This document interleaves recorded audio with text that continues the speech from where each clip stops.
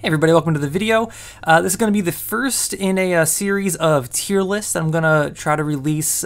So the current plan is to maybe do a tier list every 2 weeks. I think every week might be a bit overkill, but every 2 weeks.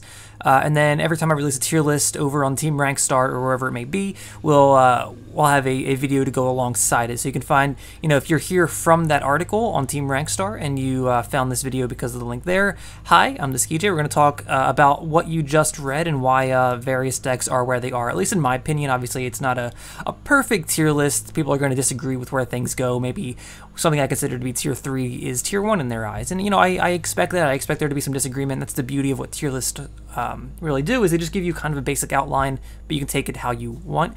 If you're just here because of my YouTube channel or because of my stream or whatever, you can check down in the description down below. There's a link to the actual tier list itself where all these are actually going to be published and links to all that. So I do want to keep these videos as close to about maybe 10 to 15 minutes as possible. I know I can talk for hours about really any one of these topics, so I don't want to talk too long, so I do want to keep it relatively short. So I guess instead of continuing to talk about nothing, let's talk about the actual tier list itself. So as far as tier 1, and I did separate this into, Masters and Diamond is kind of its own tier list, and then the Silver, Bronze, and Gold players are their own separate tier list. And I think that's because the decks you can expect to face in Silver and Gold are different than the decks you can expect to face in Diamond and Master.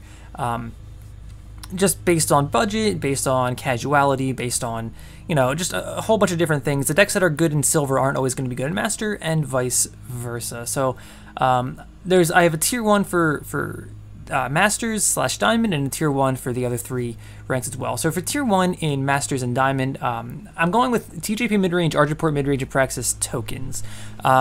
Right now, these are just the big 3 as far as decks that just have good matchups against so much of the field, so much of the expected field, and they're decks that are hard to interact with on what they're trying to do.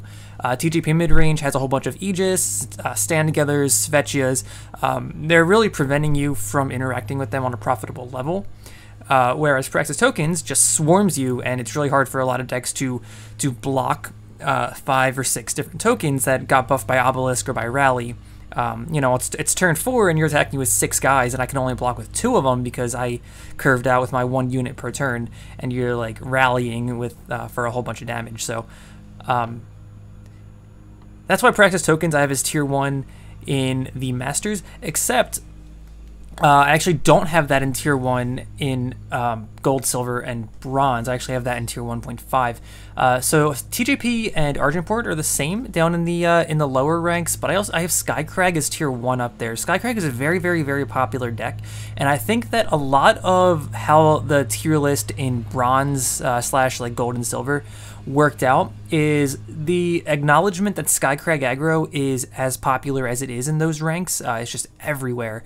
And so that really warps a lot of what you can do as far as deck building and playing different decks, because if you don't have a great Skycrag matchup, it's going to be tough for you to win. That being said, Praxis tokens is favored against Skycrag, but the way everything else kind of shapes up, you're going to see a lot more Skycrag than Praxis, and you're going to have a lot of easier time winning with Skycrag than with Praxis once you're in like the Gold and Silvers and all that. But TJP and Argenport midrange, they're just really strong decks across the board. Really, no matter what you match up against them or the field that they're playing in, they're going to do some really, really powerful things. So that's why they're consistently tier 1 across all of the ranks, and Praxis tokens kind of falls off a little bit as you get into the lower rank. The Skycrag will increase. So as far as tier 1.5 goes, I felt like I needed to separate tier 1.5 and tier 2. Just because of the sheer number of decks. Like, if you look at this, I don't know if my mouse is showing up, but there's what, 1, 2, 3, 4, 5 decks in tier 1.5, and then another 5 in tier 2. I don't think having 10 decks in the same tier would really accomplish anything, because how do you differentiate between the ones that are like solid tier 2 versus maybe a little bit closer to tier 1 or a little bit closer to tier 3? So I feel like I had to separate these two. Like the tier 1.5, they're not tier 1. They don't have a great matchup against everything, but they do have a good matchup against a lot of things. You can expect to win quite a few games with them. So that's why Skycrag aggro, you can always win with Skycrag aggro. It's just a little inconsistent for my take. You kind of need that like solid 1-drop, 2-drop, permafrost / torch plus another 2-drop curve for Skycrag to really win. and it just doesn't line up very well against what a bunch of the other decks are doing. You know, you have Argenport midrange with a Bloodletter and Lifesteal and Unseen Commando, things like that. TJP midrange has Unseen Commando as well. Praxis Tokens blocks it really well. Scrappy Hour blocks it really well. Combray midrange gets bigger just as quick. So it's like Skycrag is kind of in this weird little zone where it just doesn't particularly close games out the way it needs to in the consistent way that it, well, needs to. Combray midrange and Scrappy Hour are two Lights Out Aces decks, or two Lights Out Ace decks that are tier 1.5. Super strong, super consistent decks. Lights Out Ace does a really good job of playing decks that can win the mid game. Scrappy Hour plays a little bit more to the late game. It's more of a control deck, but it can win the mid game as well. Once you're playing with Madness Devours, things like that, you can really take on the mid range decks of the format. So. Really, really strong choices. I don't think either one of these decks is represented as well as it should be on ladder. I think both of these decks should be played a lot more than they currently are. Players would win a lot more if they were playing one of those two decks. And following up with that is Screaming Queens. So the thing I'm doing with Screaming Queens is it's actually a deck that I built, Notorious GHP kind of popularized. It's just got good matchups, right? You know, Vicious Highwayman picking off tokens, picking off Initiate of the Sands. The reason that I don't have it at tier 1, and I did have it at tier 1 last, like as recently as last week. I don't think it's tier 1 so much because it's consistency versus its awful matchup against like TJP midrange and to like a certain extent Argenport and Praxis. That doesn't do terribly great against them, at least not consistently. It kind of had to fall off. It's still a really powerful deck. You can expect to win a whole lot of games with it and maybe even get 2 Masters from Diamond or climb higher in Masters once you're already there.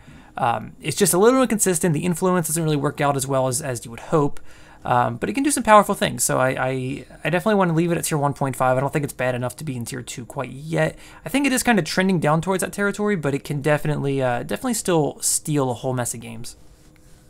And Xenon Interrogator, another deck that LOA was playing on stream, a deck that Alarmadillo does very well with.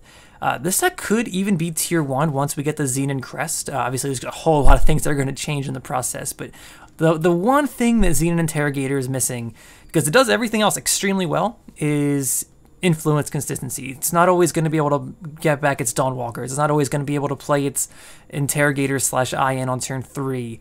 It doesn't always draw its 5th power for its monuments, for its Carnosaurs, things like that. So it does everything so well. It draws cards, it grinds, it kills things, it gains life. It just isn't consistent enough at casting its cards, and I think that's kind of what kills it.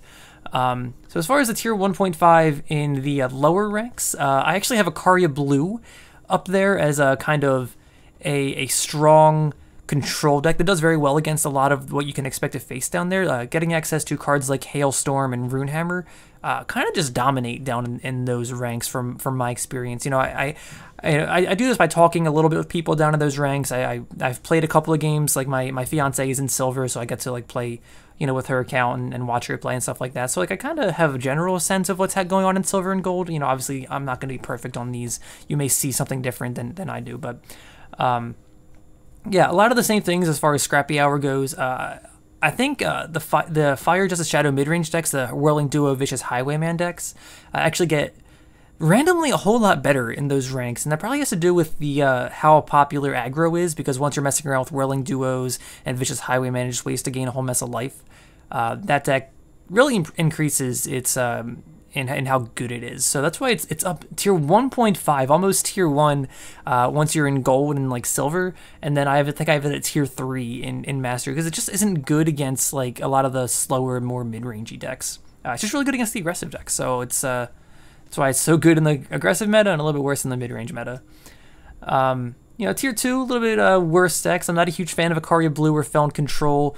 I don't think Hooru midrange is that great. I think Hooru midrange is just better if you add time to the deck. I think anything you're doing in straight Hooru would be better by adding a 3rd color. You want to play Hooru Control, play Fire, get Ikaria. You want to play Hooru midrange, play Time, get Stand Together.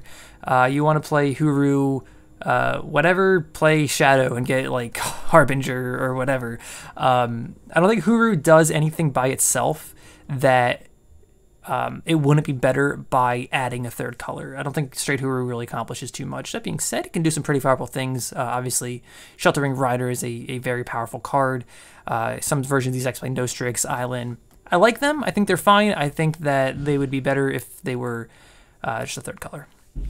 As far as Moment goes, Moment used to be a tier 1 deck. It's fallen all the way down to tier 2. It just doesn't line up well against what's going on anymore. Like, suddenly its Hailstorms aren't that good in Masters anymore because people are learning to play around that card and play with that card in mind. Torch gets worse as well, which obviously FTPs plays both of them. When it does work, when it is able to generate, 10-10 Moment of Creations, it can do some pretty powerful things. It's just, its removal and its pieces of interaction don't line up particularly well against the decks that you're expected to face once you're already in Masters. And then the newcomer to this list is Argenport Revenge. This is a deck that Overmaster was playing. I was playing for a little while, and it's a whole lot of fun. It draws a whole mess of cards. It revenges and destinies a whole lot of things. You get to win a lot of games with like the 2/1 Gunslinger with Lifesteal that I can't remember the name of, and it sucks, but the card is great. You get to win a whole lot of games with that card, and it's just a whole mess of fun. And it does really well against aggro. It does pretty well against mid-range and control. It's not very consistent. It dies to In Cold Blood kind of hard, and doesn't really have the closing power that you would like. I think that's really what's holding the deck back, is it doesn't have this like big closing power.